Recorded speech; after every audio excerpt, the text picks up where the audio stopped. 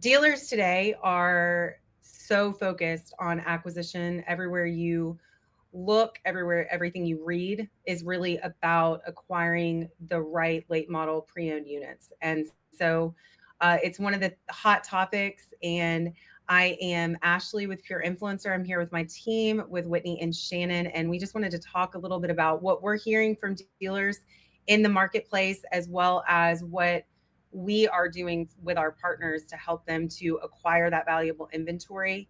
So Whitney, I'm going to turn it over to you first. Just what are the challenges that dealers are sharing with you that they're having today in regards to acquiring the right inventory? Yeah, so not only where do they get it from, but of the options that they currently have, how do they get it for the pricing that they need to acquire it at to still hold gross and to turn this inventory quickly, right? So it's not just about pricing and gross, it's about speed. And then can they even find what they're looking for? How hard do you have to compete for it if you can find it? There's so many layers of those challenges that they face. Yeah, Shannon, are you hearing a lot of the same things, or what are you hearing around like the pricing challenges and things like that for the dealerships?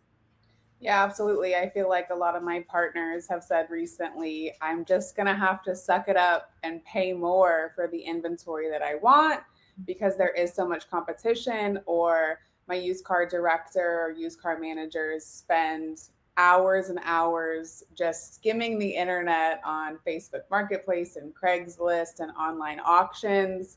And they're just in a really competitive landscape right now, so ultimately, yeah, they're going to have to pay more for the vehicles that they want. So what are the ways that what I'm hearing is that dealers are having to be reactive, right? They're having to go to auction. They're having to do it more often than they used to. Um, what are some of the ways that you are helping our dealer partners to be proactive in actually going to acquire that inventory? Yeah, so the really cool thing about our platform is it's sourcing inventory one from people who are already interacting with them, whether that be via the service lane, unsold sales leads, or we all know my favorite, de anonymized website data. And we're able to identify not only their primary vehicle, but any additional vehicles that the customer may own, which is game changing, right? Because you would have no idea that I own two or three vehicles. You may know about the vehicle that's coming in for service if I told you about it when I submitted a trade lead, which is unlikely. And now we're tapping into all of this information that not only would you not know about, but like your competitor absolutely doesn't know about either. So it's giving you your own inventory to source from instead of spending hours online or in used car auctions at a price point that you set, which I'll let Whitney talk about. Well, Whitney, I want you to expand a little bit. Shannon, one of the key points that I think I got out of that is that the tool gives them more reach into their market, right? More touches in their market. Whitney, can you talk a little bit about like what that looks like? What is that? What is the advantage to the dealer by having those expanded records and touching sales service and those de-anonymized visitors? What's that advantage look like?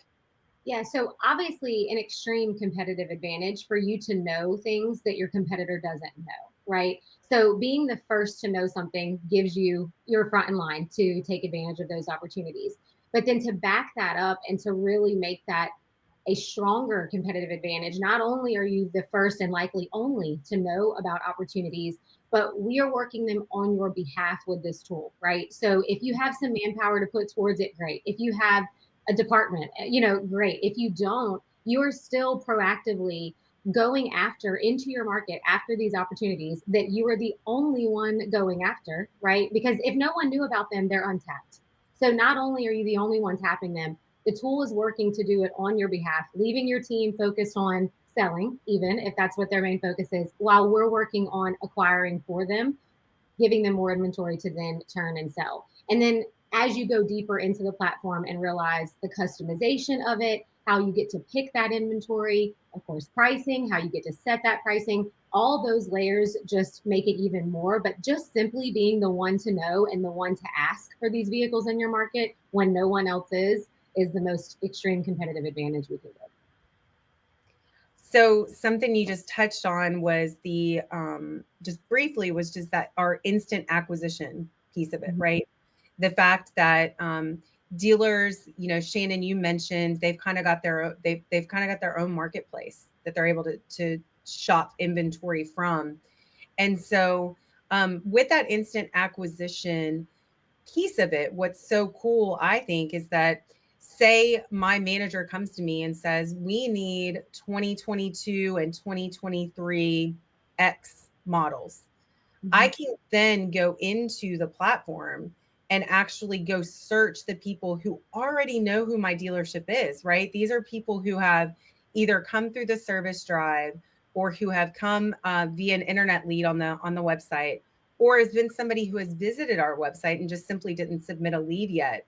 But I'm able to go and directly reach out to those consumers, again, to your point, Whitney, before any of my competitors even know those vehicles exist.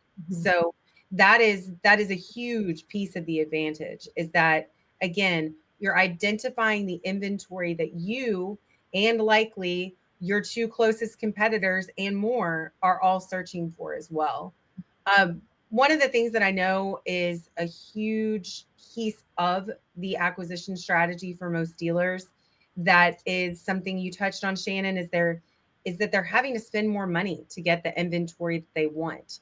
Yeah. So, Shannon, can you talk a little bit about how the pricing is controlled within this platform, what that looks like, where the dealer actually is getting to set price? Yeah, so I mean, as it stands today, whatever their trade tool is, you're completely reliant on that pricing. Obviously, I understand that there's the benefit of things like Auto Trader that, you know, we back our pricing, right? And that's all fine, well, and good. But if you're at a CDJR dealership and you really want to acquire a CDJR, then you might spend a little bit more money for that. So what our technology does is it pulls from 120,000 websites, it scrapes it daily. Over 12 million vehicles are analyzed. And we have these really fun dials that are like very interactive and easy to see. And you can actually set your own pricing dial up or down. And it's all based on your market. So where you're at. So again, you're not relying on just what everybody else is doing. It's pulling the data from where you're at. And obviously there's completely different areas that are going to have completely different pricing. Pricing in Miami, Florida is not going to be the same pricing as Fayetteville, North Carolina. So you're able to really adjust which vehicles you want to offer more for or offer less for. And these really fun dials that are also pretty to look at, which is an added bonus. Yeah. So Whitney, I know that you are working with specific dealers on that strategy, right? Like what that pricing strategy looks like. What kind of feedback have you gotten from dealers? What have those conversations looked like when you guys have talked about them having that ability? Because I know within our platform, they can literally price by segment. So say they want to be more aggressive with a domestic SUV because those sell well in their market, but in their market, imports don't. So they really don't want to. What give me some kind of feedback that you've gotten from the dealers on what that type of control looks like for them? Yeah, so there's no one size fits all acquisition strategy, right? It's very dependent on where they're located, all kinds of things. How saturated is their market? There's lots of variables there. So, given that they are in full control of this pricing platform and it is broken down so granular that they can exclude a specific VIN. I mean, we're talking, to your point, bigger buckets, domestics, imports, SUVs, crossovers, or it's more granular where we say, hey, what's the mileage range you're looking for combined with the year range that you're looking for? We really get to dial in on those specific types of units or types of vehicles and controlling the pricing that goes into them. So it's more than just putting the right price on every car. It's also filtering out the vehicles that you may never want to touch, going harder on the ones that you definitely know that you need. But as far as strategies that I hear across the board. Like where the dealers that want to acquire every car, they don't care. They'll figure out the end user once they get that car. They want that vehicle. They are the most aggressive acquirers, if you will, in their areas. That is one strategy. Then I have the complete opposite of the spectrum. I only want X, Y, and Z. And if I can't get it with this mile range and for this dollar amount, I'll leave it for the rest of them, right? So either way you go, this tool will make sure that you're capturing either every opportunity because you want all you can get, or making sure you're actually getting the ones that you're looking for. Because if you have a very specific acquisition strategy and you're saying, I only want these vehicles, I can't do anything with anything else but these vehicles, then you have to make sure that you can get these, right? Your lot demands them, your market's demanding them from you. So for you to stay flush with inventory, you have to not only get them, but you have to know where to find them and then be top of mind. You have to best position yourself to get that inventory. So whatever the strategy looks like, we deal with that across the board with our partners, and it works regardless of what they choose. We just give them the option of implementing their strategy. Right. Well, and speaking of strategy, I think what's interesting is we all talk about acquisition strategy and thinking about what vehicles they want to acquire. That's part of it, right? Mm-hmm. There's really two strategies to it. There's two layers per se. Is that there's the layer of what vehicles do they know they need? What is their market demand? What are those vehicles that they need in their inventory? And then there's the layer of how are we going to source those vehicles, right? Mm-hmm. And so what I have seen in the dealers that I'm working with directly is that this has really become a holistic strategy for them. A holistic strategy meaning not only are they able to be very specific and granular about the inventory they want, but they also we are doing this communicating on their behalf.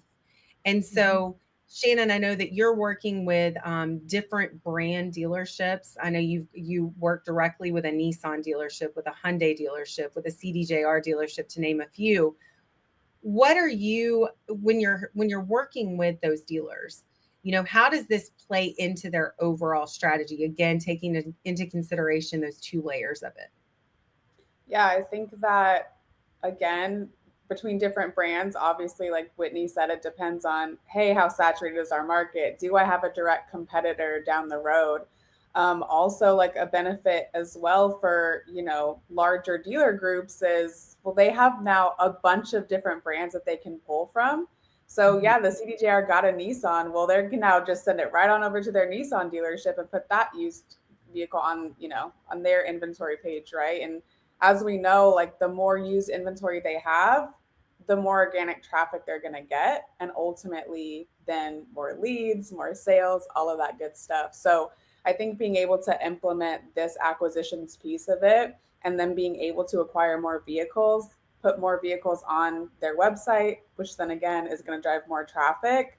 Like it all really comes together, and it's wrapped up in this nice little package of you're doing all of these things that are ultimately going to help every facet of your business, because Mm-hmm. now you have more used vehicles to sell, which is going to drive more traffic, which is going to sell more new, which is going to make your people happy. Um, and in terms of brands, I think different brands and different OEMs have a lot of focus and a lot of shifts right now.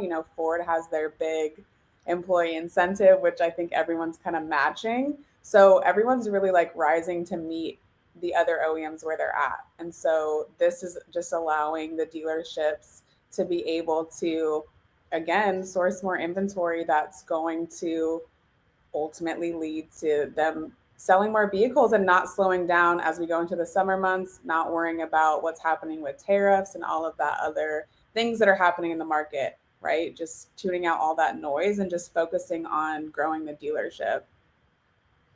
Absolutely. You hit on some of the key points that I know that I hear from dealers, right? So they are not only are they looking to source the inventory more profitably, but they're looking to do it direct from consumer.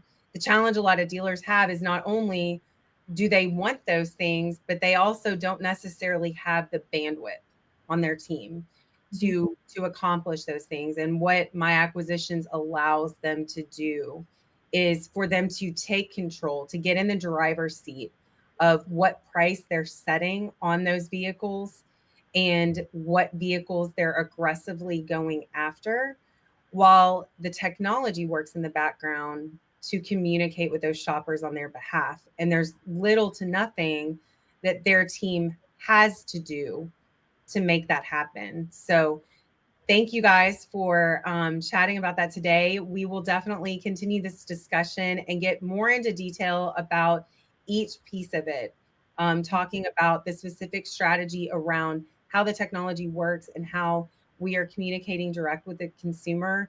And then, maybe even more importantly, how dealers can take control of that pricing of the inventory that they're looking to source. So, thank you, Shannon and Whitney. Talk to you guys soon. Thank you. Thank Our signature wave. I know I do it now.